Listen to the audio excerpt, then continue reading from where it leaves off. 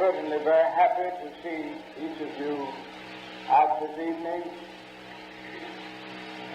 We are here this evening for serious business. We are here in a general sense because first and foremost, we are American citizens. And we are determined to acquire our citizenship to the fullness of its meaning. I'm Pastor Willie McClung. I've been pastoring Holt Street Church now for 28 years. I was called here as pastor in June of 1992, and I had pastored in other cities, Detroit, Michigan, for example, West Point, Mississippi, and then in Pickens County, Alabama. When I came to this church, I became the 8th pastor of Holt Street Baptist Church. The other longest lasting pastor was Dr. A.W. Wilson, who was pastoring here for 50 years and was pastoring at the time that the Montgomery bus boycott was launched from this building. Dr. Wilson had the distinction of being not just a mover and shaker of this community at this church. He went on to become the president of the Alabama State Convention, was really there 17 years as vice president and then 13 years as president of the convention. Now, having said that, 3 of the pastors of this church were considered and still is considered the builders of this church.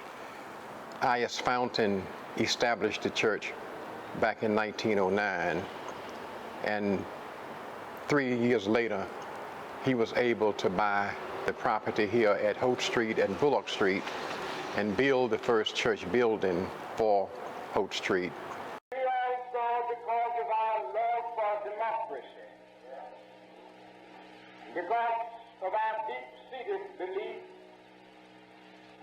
that democracy transformed from thin paper to thick action is the greatest form of government on earth.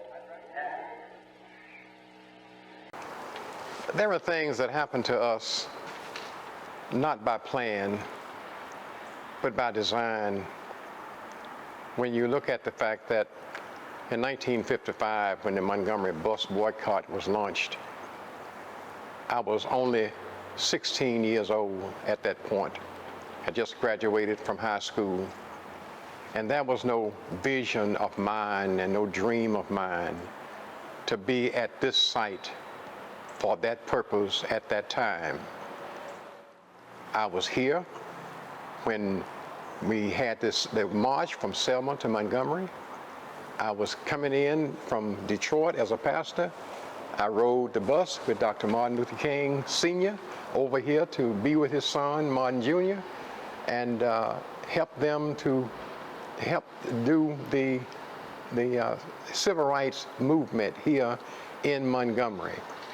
All of that spurred me to the notions that I had to use my life for the common good, for whatever I could do to help people, especially black people, whose rights were in tatters and shadows. And of course, we had to do everything we could to get voting rights and get away from poll taxes and all of the things that was hostile toward us. And I've spent my whole life in churches pastoring for the common good. But we are here in a specific sense because of the bus situation in Montgomery. We are here because we are determined to get the situation corrected. This situation is not at all new. The problem has existed over endless years. This building that we are representing here is not only the vision and dream of a large number of the membership who decided that we had been boxed in by circumstances beyond our control. We could not purchase land and expand the facility to do outstanding things, and we could not add to this building on the land we already had for growth with the church. So we decided to plan a different direction, a different structure. And I asked the congregation to explain to me what did they want to see in a new facility. And of course, they were planned and named, and we went to an architect and had him to draw a floor plan for that church building, which is now the present worship center for Holt Street Baptist Church, located at 1870 South Court Street.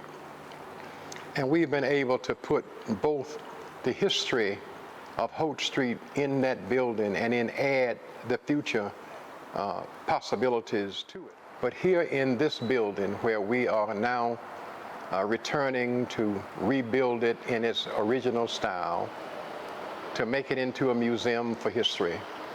We're in the process now of redoing the sanctuary completely. We have within our grasp maybe about 6 months of work to finish doing in this part of the building, and we will be able to receive visitors in the sanctuary, but we still will have a lot of work to do in the rest of the building to make it into the museum portion of it. And so we will be working on an ongoing basis and asking people in the community for support, contributions, and whatever they are willing and able to give as we put this back together in one piece. The outer structure is still representing the original building that Reverend Wilson built in 1953, which was the rebuilding of this house. And then in 1955, it was the newest and largest church building that was available for the black community, and that's why the bus boycott was launched from here. We had the space and the willingness to let it happen.